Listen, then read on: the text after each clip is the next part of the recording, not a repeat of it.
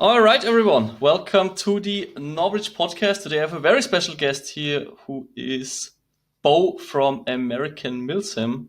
And before I, tell people more about you, Bo, maybe you can introduce yourself real quick, Oh, who sure, you are man. and what you do. Absolutely. No problem. Thanks, Novers, for having me on. Yeah, my name is Bo Stewart, and I live in the United States, down in Louisiana, and a part owner of American Milsim. So, been kind of doing these events for, golly, I think we're about, 12 years now, and been in the business for about 16, Airsoft 16 to 17 years, and part of AMS for about 12. Yeah. God, it's crazy how fast that goes. So the reason why I actually wanted to have you on the podcast is because I think you gave me one of the most intense airsoft experience that I had. Like it was so intense. It was, I have to admit, it was kind of overwhelming. So to give you guys a rundown of, for those who don't know what is American Milsim, I'm not going to just, say it from my perspective what it is as a guy who was flying over to America and just trying this one Milsim.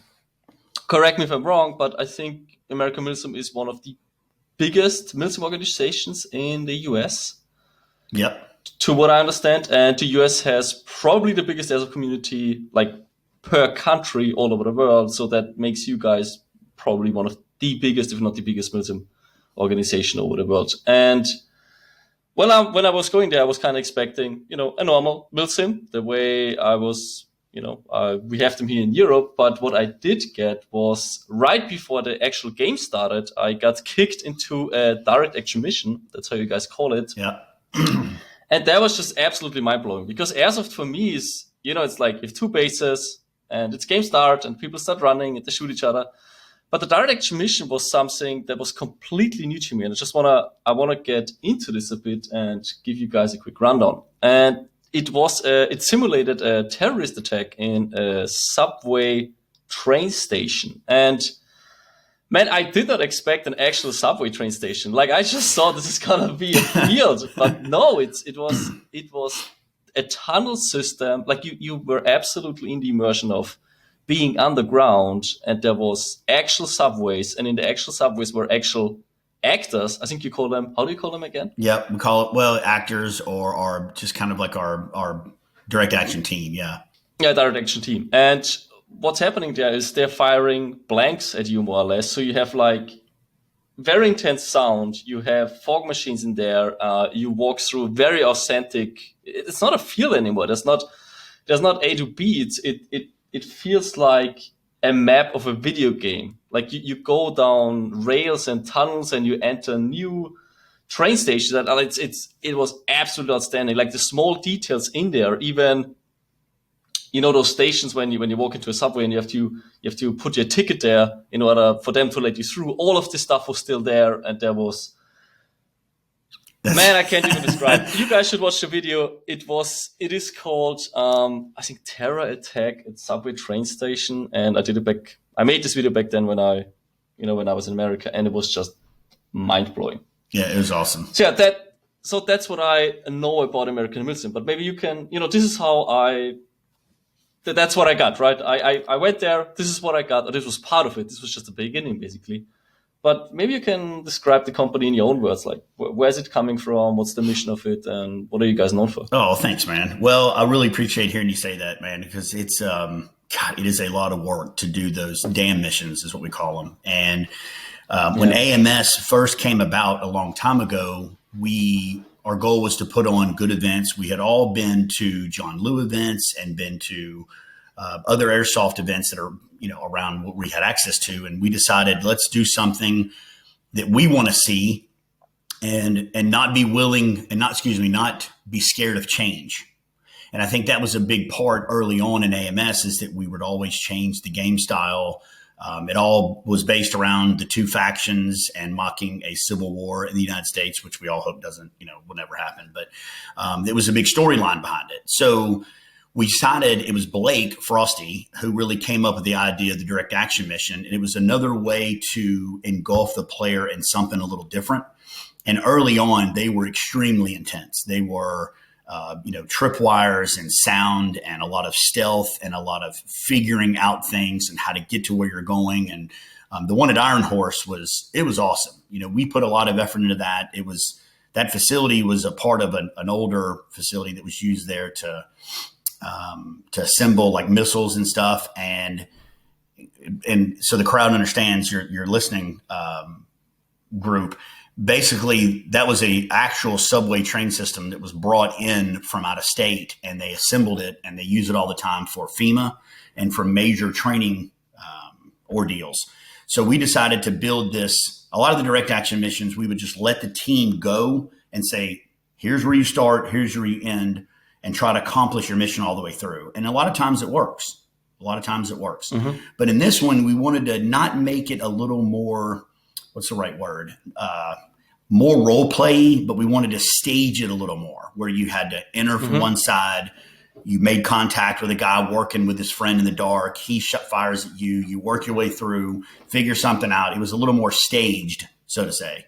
And it was intense. It really was. And the exfil and blanks, and it was a lot of work. We spent about 2 full days prior to the event setting up just the direct action mission.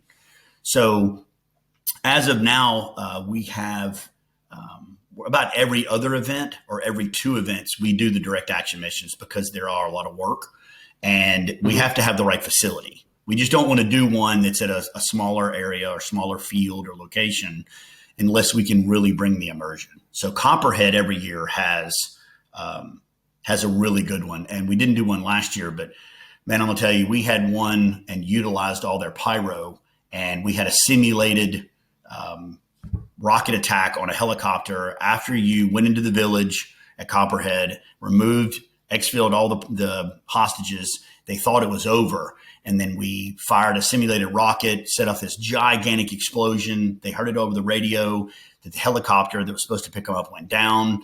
And they have actual helicopter in a building at Copperhead. And so we set all these things like on fire and had all these 20 or 30 smoke grenades, and they had to rush there, and there was bodies and parts of on fire in the road and smoke, and the helicopter pilot was a girl. She's screaming. I mean, it was crazy. And and it was so much fun. I got to see it all, and it was just it's something we try to do because there's a lot of good organizers, like you said, in the United States, and a lot of good companies. And the direct action missions was just something a little different early on that we figured, let's just give everybody a different experience. Just something they would normally not get. And so I know now that some other companies have picked up stuff similar, and they kind of do it in their own way, and they do it very well. So anything that we can do in the country, all promoters, to give Airsoft another boost and to keep people involved is always good, Yeah.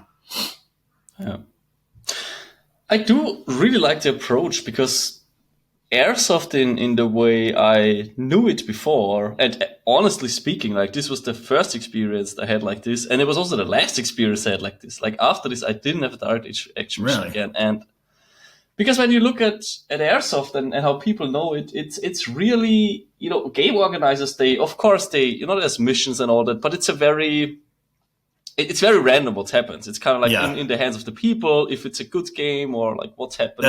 That's right. It's very dynamic. Like you, as a game organizer, I think you're very little in control of what's actually happening and what each individual player is experiencing. That is very true. Guy could just be sitting in the respawn and not having any action, and one guy has just 100 kills a day. And, right. And they meet at the end, and one guy says, "Oh, I had this and that," and the other guy says, "Man, I just walked for 3 days on this Milsim. I didn't have a single enemy contact." Yes. And what a direct action mission does is, man, within 20 minutes you get so much action that your brain is like a hard time processing what's happening. Yeah. And I remember still being there, and I didn't really know what was expecting me. They just said, "Oh, it's a direct action mission. Just follow us. You gotta figure it out on the way." And I was just, what's happening here? Like, what is this even? This is even Airsoft anymore? I know. It's crazy. I mean, a lot of times we do the briefings for like 20 or 30 minutes before them and get everybody fired up and have the visuals up, and it's crazy, And we've kind of not gotten away from them, but we've had some extremely successful direct action missions, but we've also had a few that kind of flopped after a lot of work. And it goes right into what you say that I think is very important for all players, is that a lot of times, even in a structured direct action mission, it's in the hands of the players. They make decisions and we try to steer them one direction. And sometimes if it's not very, very organized and we direct them, like cattle, then sometimes they take it upon themselves and stuff can get ruined really quick. And a lot of times during our safety briefing at our events, I try to make it very apparent, very understood that each individual player is responsible for their fun that weekend. Yes, we have missions. Yes, we have everything for them to do, but it's very important that they are in touch with command, that they're always communicating at the FOB, trying to find out what's going on, where the firefights are, where the missions are. Because if you're asking and you're using your map and you're being involved, you're going to have a much more fun weekend, than if you're just kind of roaming around. So how did the whole thing start actually with American Milsim? Can you give me some history behind maybe in general airsoft in America and then like bigger events and then American Milsim? How it's how it has its place in this whole environment? Well, early on, I was had done a lot of different things and had gotten to meet a couple of buddies and they're like, hey man, let's go to this airsoft event. And I didn't know what it was. I knew it was similar to paintball. And they're like, no, really, you like kit up and here's all these cool guns. And after I started looking through the websites, I couldn't believe what was available. And I'm like, man, I got to get into this. So I started playing and actually met Rick with AMS at one of the events and met JP at one of the events. And we just started hanging out and playing. And then my first big event was John Lou, was Irene, when it was in Muscatatuck, I think. And I think that's where it was.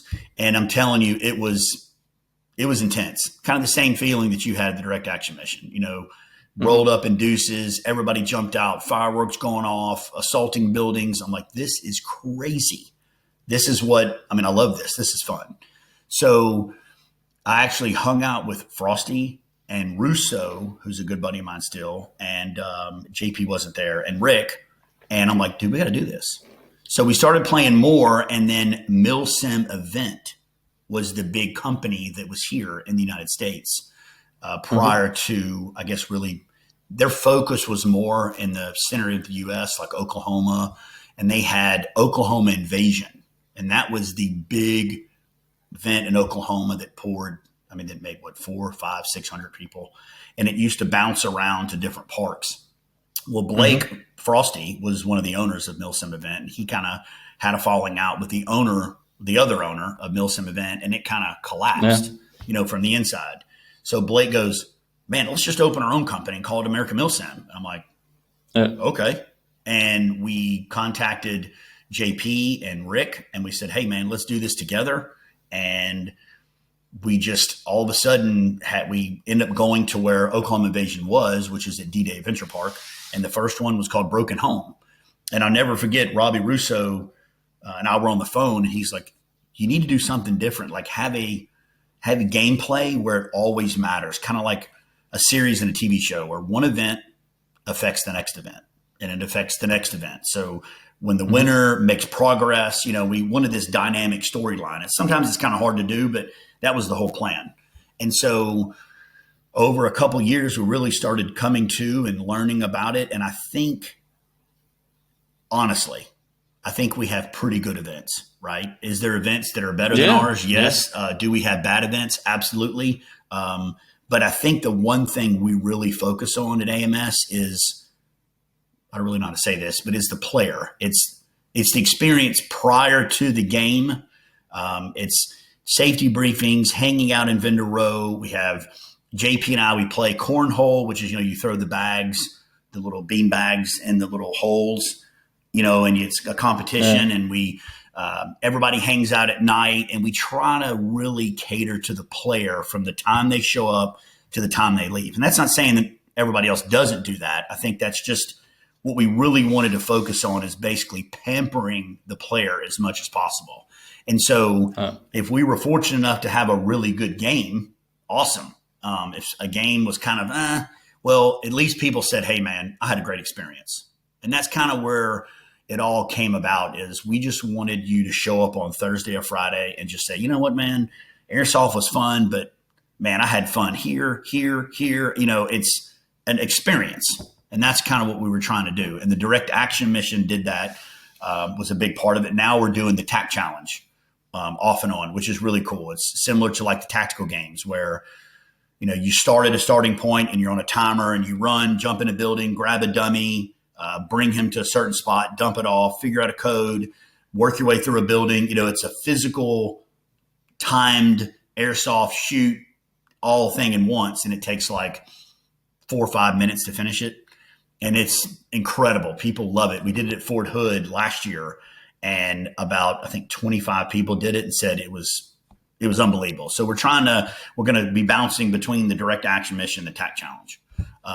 But that's part of the evolving of AMS, is we're always trying to figure out what can we do next, because again, there's a lot of good companies in the US and they do very good events at very good locations. And I've always said, I want us to be very successful, but I also want everyone to be successful that does events in the country, because if we're not all successful, then airsoft's going to start dying, and we don't want it. We want it to constantly grow. We want more and more companies to open up and start doing events, because it's healthier for the industry, So that's kind of, where it's gone since then. I also believe that, what he's saying is that it needs to grow as a whole. If one company makes a Milsim over here, doesn't mean that they come over to the other Milsim. Maybe they even, inspired, right, I don't know, a couple people to start the sport, and then they come to the other games as absolutely, well. So absolutely. There was a young man. I agree on that. Yeah, there was a young man who did really good events up north, and I found out he was going to stop doing them, and I called him, and I'm like, "What are you doing? Like, you can't stop having events, dude. You have very good events. People love it up there. It's just it's healthy to have all these promoters in the U.S., and I think it's very healthy for the sport. And I do see airsoft in general growing. We go through a pattern, kind of an up and down pattern of about a 3 to 4 year cycle where we get a lot of new players. And that from, I'm an event and I'm doing a safety briefing. I'm like, how many people raise your hand, first AMS event? Half the crowd raised their hand. How many people at your first Milsim event? Half the crowd raised their hand. I'm like, wow. So that's a big tell to me that, the players come in, they play 3 or 4 years, and then they roll out and they either get married or they find another sport or whatever. And it's a constant flow. And I think we're kind of in the middle. Somebody made an analogy that American Milsim casts the largest net to the airsoft industry. And I believe that's true, because we get a lot of dads and kids that want to come play together for the first time. And we also get some hardcore players. So you come in, and I see the cycle as you come in and you play the backyard games, and then you go to your local fields, and then you may move up to a Third Coast event or to American Milsim event, or even like an Overwatch Tactics event. And then after you kind of get played out, you figure out what you like. If you want something more hardcore, then you bounce to a Milsim West, and then that's a whole different experience, which is incredible, I hear. And then when you're done, you're like, well, okay, I guess I'm done. And then you're hoping the new generation comes in behind that. I think for a lot of people, it's never done. They just stick around. Yeah.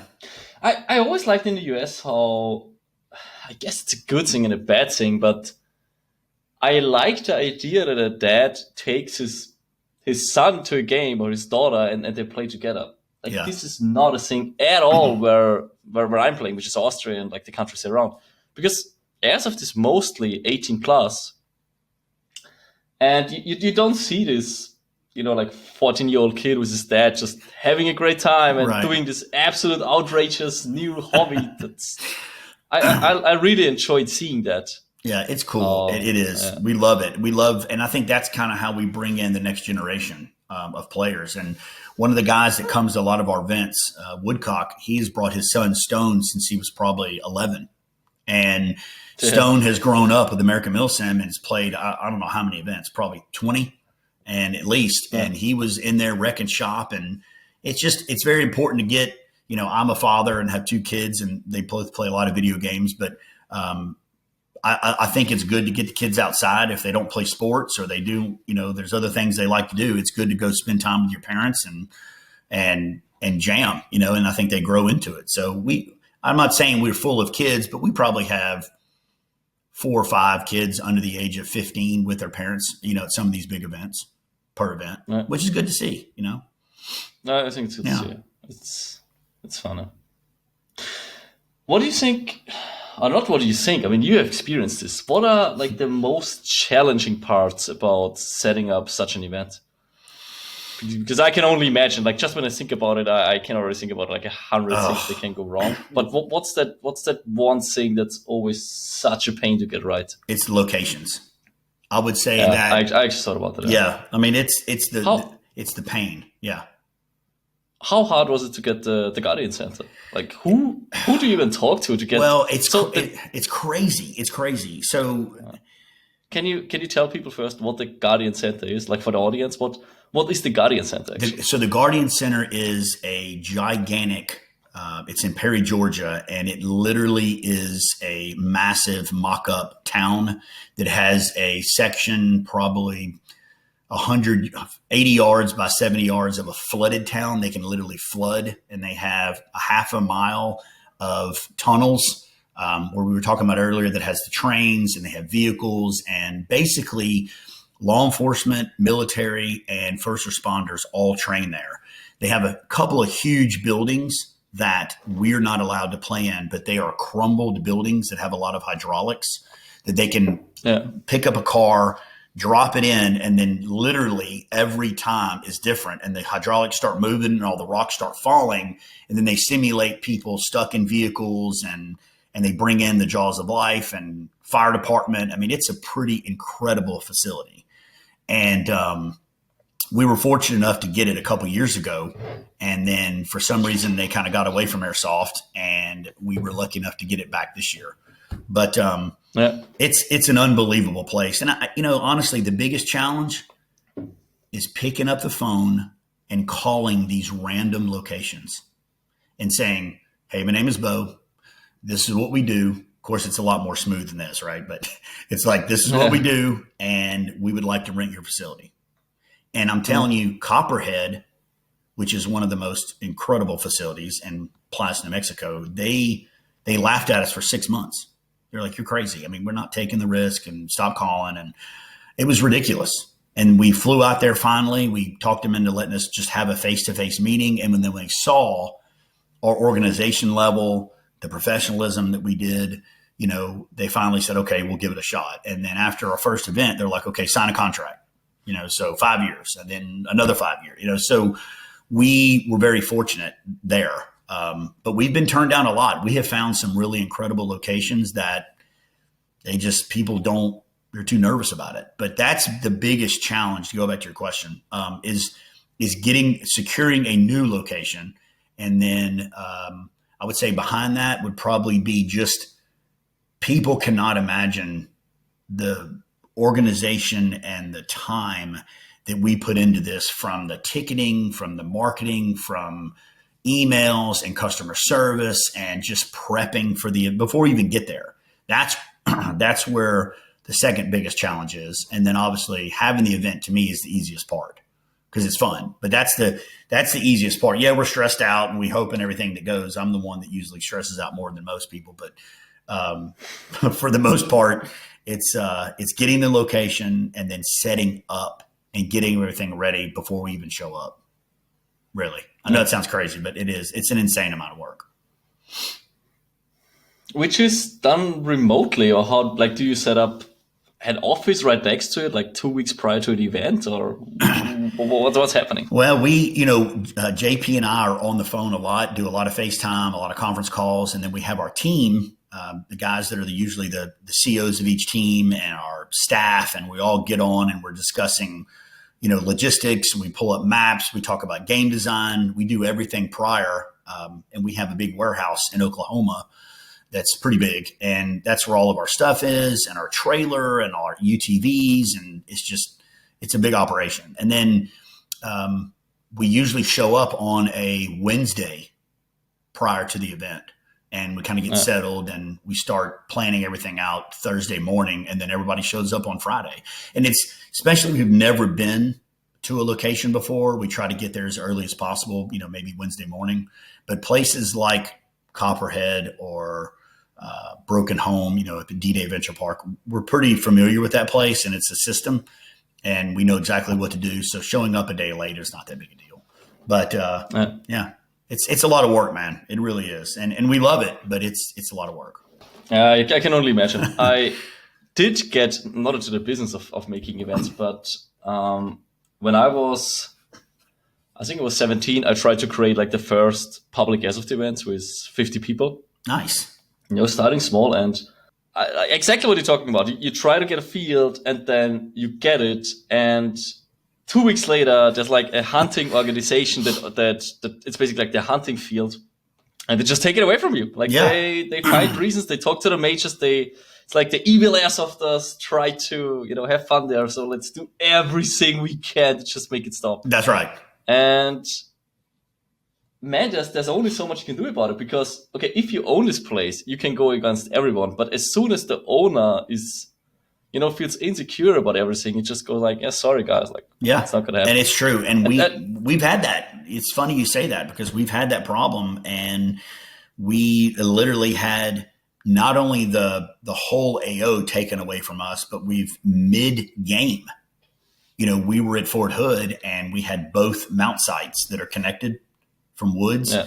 And mid-game, the Army came to us and was like, hey, you can't use the North Mount site. And we're like, what? And they're like, yeah, you can't use it. So we had 450 players, and we had to come up with how to figure this out, because the AO was so big and the game was going to work fine, but we had to make compromises, and it was very tough. And that's why now there's been a lot of, as I said before, there's been a lot of locations that we look into, but unless they're willing to sign these big contracts and have insurance and all this stuff that we want to prevent that from happening, I mean, it can always happen, but we try to do what we can so we can't get kicked out. But it's a very nerve-wracking part of it, because like you said, anybody can pull the plug anytime if they own it, Yeah, exactly. But yeah, I do remember I did a trial game I was like, okay, let's start with 25 people before the official game to just, try out all the game modes. And exactly like while we had this game with 25 people, like a hunter just came along and said, you guys need to stop this, like otherwise they're going to call the police. And they actually did. Really? We were like, yeah, call the police. Yeah, because we do have the permission to play here.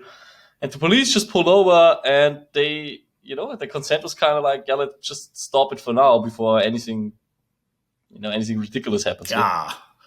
And I just imagine how, because it was 25 dudes who paid like $10 each, they were from an hour away, so it didn't matter at all, like whatever. Right.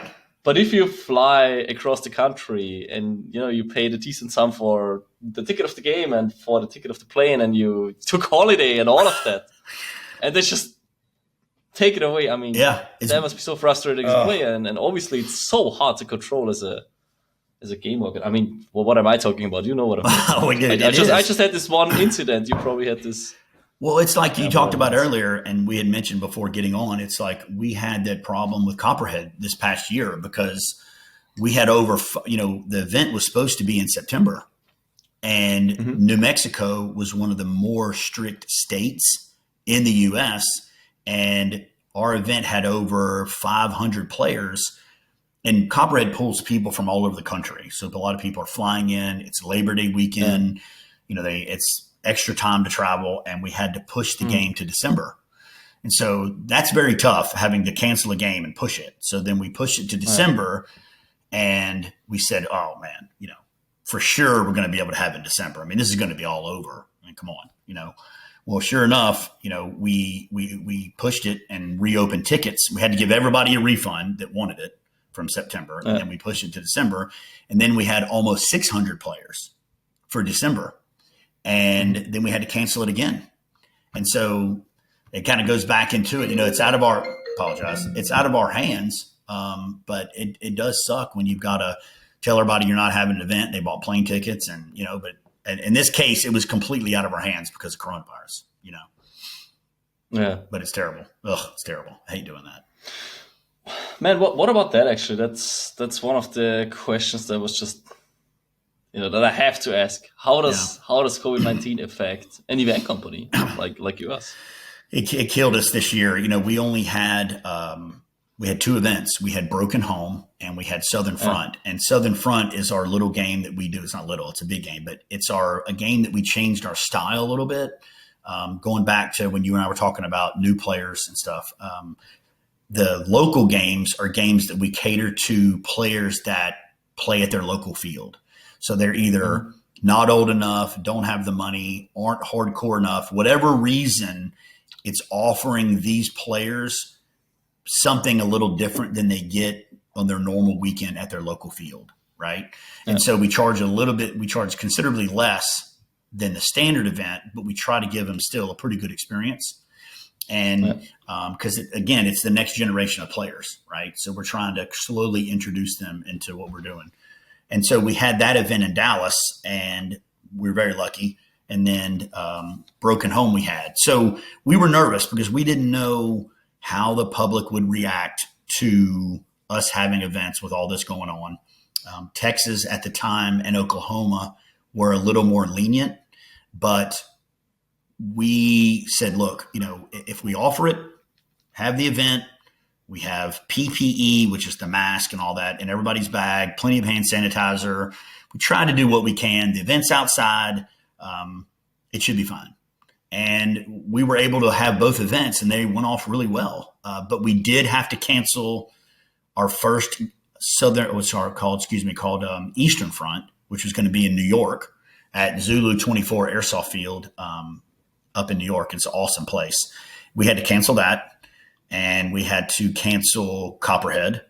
And it was tough, man, because, we do usually 6 to 8 events a year. And, we have a lot of expenses, and we wanted to run these events and try to have them, but we didn't want to be stupid at the same time. So we kind of went to areas that were a little less strict, and we made sure we were safe as we can be. And, it's one of those things where everybody's on a different part of the spectrum with coronavirus. Either people are so scared they cannot function regardless of the data. And then you have people that are so completely over it and don't even want to think about it that, two opposite sides of the spectrum. So as a company, we have to kind of cater to both. I know that's kind of hard to do. But we just said, look, here's how we're going to play the game, We're going to have all the proper stuff if you need it. Hand sanitizer at registration. We're going to give everybody a mask. Safety briefings will be outside. We're going to, and we tried to do what we could. And I think we did it well. But Guardian Center changed their protocols on us. At first, they said everybody has to be tested on site. Yeah. And we were like, man, I don't know if we can do that. And he said, well, Bo, you have 600 people here. We're going to have to do all the testing and figure it all out. So now that's when it really kicked into high gear about how are we going to test 600 people on site prior to an event. And we logistically figured it out. And then I got another call from them, and they said, look, what are you going to do and how are we going to do this? I'm like, well, you said, we talked about a plan, and they're like, look, if nobody's coming inside the buildings, and you're not buildings as in the administration buildings, not the buildings in the field, the gameplay. He said, then we made a decision that you don't have to be tested. And so that was we were very happy. We had a few players that were coming simply because everybody was being tested and they felt safe. But for the most part, it was a relief for us that we didn't have to do that. So now, thankfully, not everybody has to be tested at Guardian, and we are just going to do everything we can to be safe. But it's been a tough year. So we're hoping that things slowly but surely get back to normal, and Guardian will be a really good start. I think the airsoft industry as a whole really needs all the companies to start, having events as soon as possible. And everybody is. They're announcing their events. And hopefully we can look back at 2020 as a big learning experience and do things better for 2021. But it was tough, man. I'm not going to lie. It was a tough year. Yeah. I do hear this from all sides here when it comes to companies. Yeah. Yeah, it's tough. It's tough. I mean, that's the bad thing about having a community-based sport, I guess, that you can't do by yourself already. Yeah, that's true. That's true. Yeah. I know. God damn, I hate it. The last game I've been to, the last actual game with more than 10 people. Really? When's the last time you played?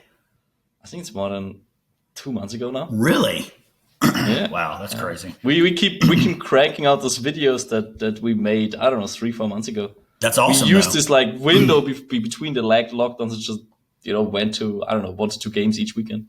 Oh, Tried to man. get But the good thing is you have so much footage. I've watched so many, excuse me, I've watched so many of your videos. They're so awesome. And I think, and speaking of big games, we've always wanted to come overseas and do, and either participate in games or have a game. And we've looked into other countries and doing games.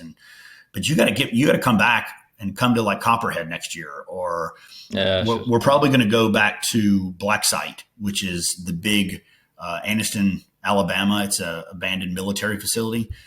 We had Black Site there once, 3 or 4 years ago, and it was 700 people. It was crazy, but yeah, you should come back to Copperhead, man, next year, next September, and do another dam mission, and come do it. Actually, from as a game, I mean, definitely, I want to come like as soon as traveling is possible again, man. I'm gonna travel again for games, definitely. But which games do you actually want to go to? Like, do you have any Milsims or like AIRSOFT games around the world where you say, I've heard about this and it sounds insane and I just want to go there? Oh, yeah. This? I mean, oh, man, I would love to go to Brigitte. I would love to do Border Wars. I mean, we hear about those all the time. So I don't know a lot about them. We've looked into them. I know that some of my friends that have gone to some of them and told me the experience, and I was like, oh, man, these people have it figured out. I wanted to go to learn, because I can't imagine running a game with 3,000 people or something like that. That's got to be insane. Some of the games you've been to that has real tanks, and I just can't comprehend that. Like, I think in Europe and the access you guys have and the success you guys have had, it's pretty incredible. I mean, some of the places you guys can go and do, and I would like to go and learn, how that's even done. I can't even comprehend it, man. It's interesting that you say that you think, I mean, for sure everyone can learn something from everyone, but when I look at games organized in Europe and games organized in the US, I do feel like there is more structure in the American games, because Border-wise, as great of a game it is. What's that like? Know, man. What's it like? I mean, do you have missions? What is it like? You have 2 huge you have multiple huge bases, but it's let's just simplify it, and you have, let's say, 3 fractions. Yeah, you have 3 fractions. Okay. You have the insurgents, you have the task force, and you have the PMCs. There's like some other small fractions, but really there's like huge camps with 1,500 people just setting up their tent, and you have an HQ, and you do have like a military hierarchy throughout the entire camp. Wow. But then after that, there is less control in the game. Like, still HQ sends out people in just how it is in the real world, really. Like, your team lead tells you do this, and the battalion guy tells you do that. So you're really like in the structure, right? But it's still a lot of what's happening in game is still the responsibility of you as a player. And I feel like in American Milsims, you get a good experience either way. Like, even if you don't try to push it, there's like because in Border Wage it can really happen. Like, it can happen to you that you spend there 3 days, and I've talked to people that didn't have enemy contact. Like, this can happen to you. God, and that's absolutely frustrating. It's absolutely frustrating. I can imagine. But I think it also, there's like some realism to it, I guess, because no one guarantees you that you have enemy contact. That's true. If you don't, I guess it's a good thing, a bad thing, but actually it's a good thing. Like, as a simulation of kind of like it's actually a good thing they don't have enemy contact, right? Like, because you never know. And I think AIRSOFT in general, I've always said this. Some of the coolest moments that I've had playing is the anticipation of something that's about to happen. And I think everybody that plays in these big events, like Border Wars or something, I would love to go experience it. I mean, in my mind, I'm already thinking how, that would play out if we were doing a game of that magnitude. But I think the thing that we have tried to do is listen to the player. And I think everybody in the US does this too.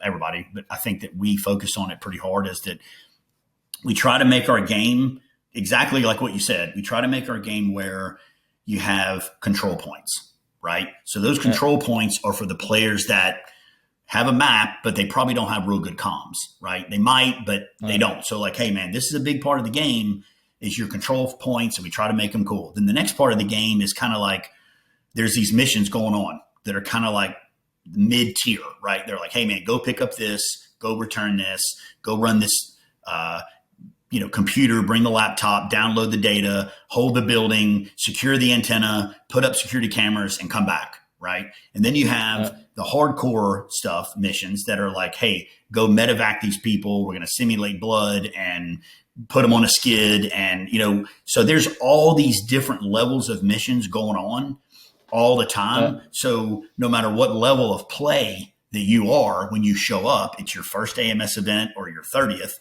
there's something for everybody, because we used to go one direction and we would say, everything's going to be like this. It's going to be this complex game where the players have to figure it out. And then we'd kind of leave everybody in the wind. And if you didn't figure it out, you might not have had a good time. So now we're trying to cover all bases where there's kind of something for everybody. And that's where going to the fob, talking to command and being like, hey, look, man, I got 3 dudes squared away. Give us a mission. Or I got 7 guys. It's our 30th event. We want something hardcore. And we have all these pre-planned before the game starts. So the CO can call in a mission to game control, and then 10 minutes later, the staff will set the mission up. And these guys can roll to it. But it's interesting, because I would love to see how Border Wars and these guys do it, because personally, I think that would be a lot of fun to not know. Yes, I would obviously want enemy contact, but it would be cool just for the experience to see, that many people, that type of camaraderie. I think that'd be really cool to see that. Yeah. I think we should also check out for what's the insanity of joining. What? The Russian games. The games in Russia are just... Really? I wouldn't say they're good because they're so well organized. Honestly, I didn't understand anything about the organization because it was all done in Russian. So I was just kind of like, I was just walked like a dog. I just joined the other people, right? Right. That's what I did. Yeah, but I feel like their sense of safety is so much lower. That it allows for a lot of cool shit to happen, really. Really? I mean, you're lying in the forest, like close to a road, and there's just a tank passing by with like 50 kilometers per hour. And wow, you just think, man, if I would be lying, 5 meters from where I'm lying now, this tank would have just killed me. Like that's kind of like, oh my God, how you feel. So it's not, and you sit on those tanks, and they go through the environment. That's crazy. It goes through nature, and like falling off this tank is, it could happen. Yeah. And they also use, those tag-in grenades. Oh yeah. You know them, right? Yeah. And there's the impact ones. Yeah. Have you ever been shot by an impact grenade? Yeah, it's not fun. It's not fun. It's not fun. No, it's not fun. Fucking horrible. I was shot, I did a video review of them, and just to prove that they're safe, I asked someone to shoot me at 10 meters with an impact grenade on my back. Fuck me, that was such a stupid addition. It hurt me like a guy was just running for 1 minute with his fist up, just to in the end punch me in the back. Like, that's how it felt. It was so painful. Oh my God. And I just imagine what happens if this thing hits you in the face. Like, I don't even want to know what happened. Like, you probably lose your mind. I don't know. Yeah, because we've had that happen at our events. I mean, we have about 2 events a year that allow vehicles, and Copperhead's one of them, Broken Home, and a few. I can't remember which others, but we have to be very careful about those. And what's crazy is that we allow the ones that explode, the yellow ones, but the chalk rounds we don't allow. And everybody's like, well, why are you allowing one that explodes? And I get it. It sounds pretty stupid to hear it.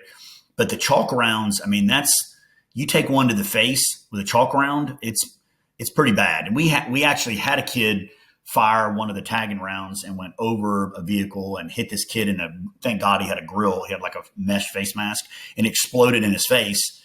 And, he said it sucked. He had a little bruising and, some particles, whatever, but it it jacked him up pretty good. And so I think it boils down to just people trying to be careful where they can, but there's some of them we don't allow and some we do. But at the end of the day, it kind of goes back to everything. Eventually, if you don't let when you don't let players, try to make smart decisions, next thing you know, you're not allowing anything.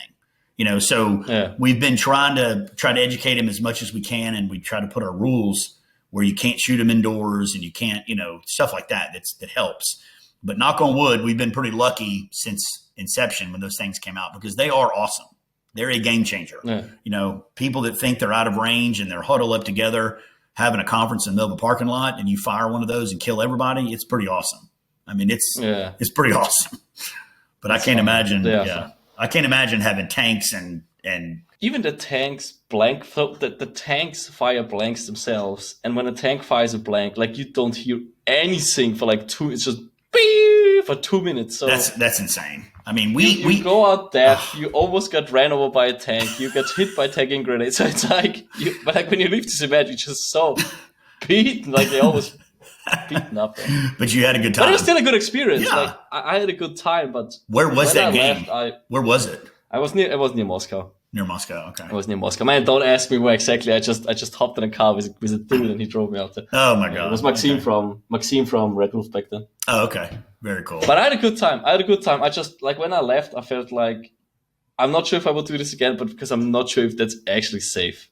I'm not sure if that's safe. Yeah, that sounds crazy. I mean, I can't imagine the liability. I don't know how they handle it over there, but here we have like insane insurance policies, and the facility is the big part of it. Now, an open field that somebody owns, and I think they're not that worried about it, but some of these facilities that we go to, man, they are, because I mean, everybody, I'm not saying it's just the US, but people are pretty sue happy, and if something happens and they don't want to be held liable, I mean, you have to sign like 3 waivers when you come to our events, one for us, one for the facility, one separate for the insurance company. It's crazy. But we have to really be careful about all that. But that would be fun. I would just love to see it, just to do it. I mean, that'd be nuts.